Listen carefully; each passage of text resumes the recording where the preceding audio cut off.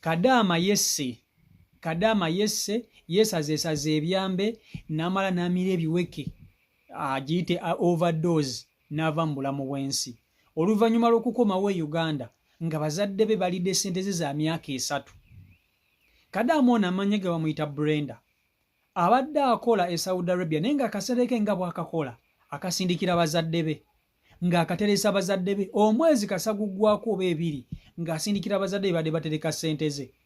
Ebbanga liweddeko n'agamba kadde Uganda atandikire ku ssente z'abadde ateresa bazadde be kwanaava okukola ebintu ebirala. Ono aze mu Uganda era n'atuuka bulungi nnyo mu bazadde be n'abasaba akasente ke abeeko by'aba akakozesa ng'omuntu omukulu nga nannyini ssente. Bano nno bakamutemi bazadde be ne bamugamba akasente tebakalina, ssente tebazirina zaakola bintu birala nnyo zaggwawo nadda tebalinawo yadde n'ekikumi. Naye bannange abantu ba famire mumanyi ebintu bakadama bano bye bayitamu. Munnange Brenda ono n'okusula ewaka teyasuzeewo, yagenze straight wa mukwano gwe abadde alina mukwano gwe gy'abadde asula. Ono alabye ng'ensi emufundiridde nga talina waayinza kuzzaako, talina waayinza kutandikira, talina yadde n'ebibiri mu nsawo. Mukwano gwe ye n'alinya naye n'agenda e Saudi amulesse mu muzigo. Brenda n'asigala mu muzigo yekka bw'omu. Alabye talina kyakuzzaako kwe kukwata akambe ne yeesalaasala yenna.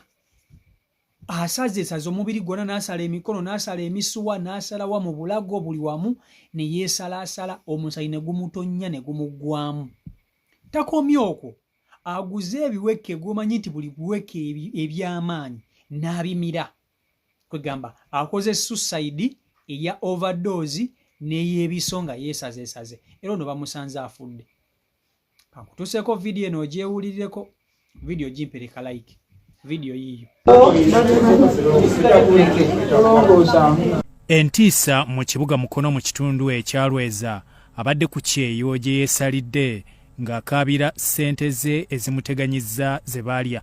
Bagambye nze okuba yakava ku kyeyo ayinza okuba abadde aweereza ssente nga abadde ng'azisindikira bazadde be era bwe bamutegezezza nti tebazirina kwe kumira makerenda amayitirivu n'okwekamulamu omusaayi. Ffe batukubye bakubisa masimu ne tudduka ne tujja. Tumusanze ali awo bw'ati kati tumanyi oba yabwetuusizzaako obwo obulabe oba waliwo akimukoze n'adduka teri amanyi kituufu naye nga poliisi ezze era n'emutwala oba egenda mumutwala. Brenda Tuhayise yava Kamwenge n'asengako ewa mukwano gwe naye yagenze ku kyeyo kwe kusigala we babadde. Eggulo bamulabyeko ng'alembeka amazzi g'enkuba wabula ng'alabika ng'omulwadde kwe kwekengera era bamusanze yeesazeesaze. Enkuba weetandisa n'afuluma alembeka amazzi. Walembesa amazzi nze mbadde nimukwanula ngoye kati tambuuza nze. Kati wenyingire mu nnyumba n'empulira ekigwa kwekudde emabega ndabe. Kati ngenze omulaba ng'ayimukawo naye kale ng'alinga ng'omuntu awunze. Ne mugamba solo nenzirayo ne kati wenzeyo mu nnyumba ne nga kazeyo ndaba omukyalo ono ne muyita kati we muyise nanningizaako kati wenkubye bwenti kateni nga ndaba ekitabo ky'omusaayi kati nze kwekudduka n'ekitaba neighbor. Samuel Kabenge ow'amawulire ku kyalo Lweza agamba batukiridde poliisi bazuule abooluganda lwe. Tufunyemu ensasagge ey'amaanyi nno oluvannyuma lw'ekyekantu kituuze nga mutuuze munnaffe yeesazeesaze ng'ate asoose kwepakira makerenda kumpi baketi nnamba. Ababaddewo bamulabyeko ng'alembeka ne ku mazzi mu nkuba ey'essaawa zino ebadde yakakya nyakyo tukimazeeko emirembe bwe twesanze ng'ali mu mbeera eyo. Naffe tuddukiridde mu nnambiro okuyita poliisi tusobole okubaako ne byetutaasa emututte naye tusaba busabi bekikwatako ne bazadde be baba n'abalaba ebifaananyi bino basobole okwanguyira okulaba nga bajja balaba omuntu waabwe kuba ffenna tetumanyi embeera gy'alimu kubanga embeera si nnungi muno n'akamu. Abakulembeze mu Mukono municipality bavumiridde abalya ssente z'abakuba ekyeyo nga bazibawadde okubategekera. No njagala kuyita mu buufu obwo nga nvumirira nise kuvumirira abantu bonna newankubadde nga si bazadde b'abaana bano oluusi gibeera mikwano gyabwe oluusi babeera baganda baabwe nga munna akuweereza akasente ke ng'alina ekigendererwa kye n'ozikakkanako gwe ng'oli eno abamu bazitwala mu bidongo bagenda mu kucyakala bucyakazi n'ozikosa ebintu ebitaliimu makulu. Njagala kuvumirira abantu afaanagana ko bwe batyo tibannange mutukola bubi nnyo, muli bantu babi nnyo okutwalira awamu. Omwana wobanga okaddiyo omwana yagenda okulabirira naye ate wobanga gwokoze ekyo ng'omwana asazeewo ayiye atetenkanye n'omuyisa mu mbeera bwetyo amazima toba muzadde mulungi. So n'olw'ensonga eyo ekyo nkivumirira 10 ku kinnaakyo. Naye ate nja kusaba ministry ya gender yesaawa mu kanyomero kano nti abaana bangi abagenda ebweru eteekewo rehabilitation center eri abaana bonna abava mu nsi z'ebweru okukola. Abaana abo bagenda okuddanga obwongo bwabwe tebuli kyekimu nga we yaviira wano. Tuhayise ajjanjabibwa ku Mukono General Hospital mu kiseera kino. Bw'oba olina omuntu yenna ng'akuterekera akasenteko oli kadaama, olina omuntu akuterekera akasenteko nga wa famire oba nga mukwano gwo, muganda wo, sisita wo oba bbaawo, nga kakola ebintu byoweetaaga okukola, ebintu byoyagala okukola sente zo byezikola. Omuntu oyo nno muntu nnyo era muntu mulungi nnyo gy'oli. Muwe ekitiibwa, tomuyisaamu maaso. Muntu nnyo akwagaliza. Abafamire mukoze kyamaanyi nnyo okuzza bankuba kyey'emabega.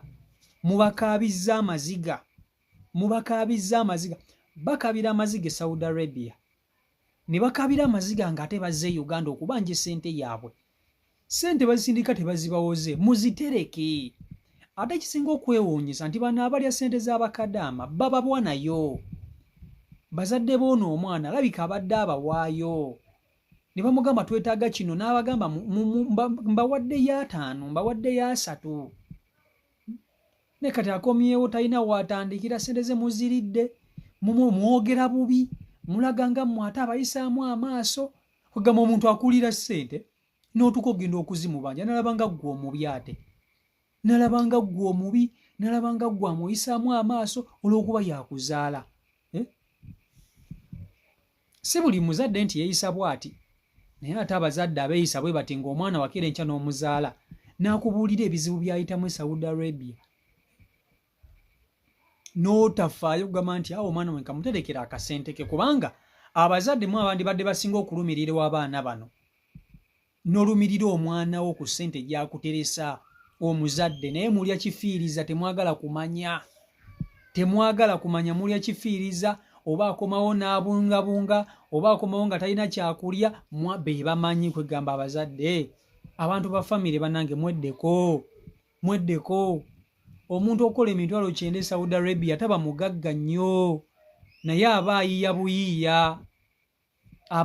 buyiiya.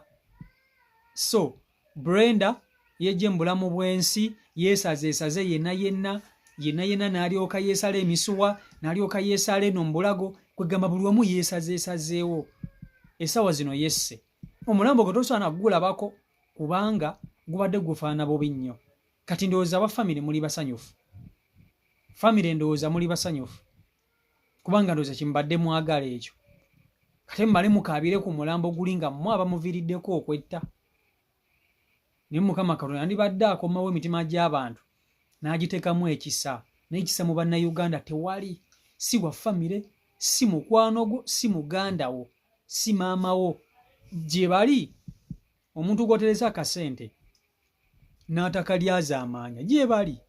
Naye abasinga obungi bakabya bukaabya amaziga bannange. Byebyo era bw'oba oliyo ng'olina omuntu gw'oteresa akasenteko, muganda wange muwe respect. Si Michael Uganda YouTube channel kw'oli mwebale kuba nti ate mugoberera. Mbeere bulungi, mweraba.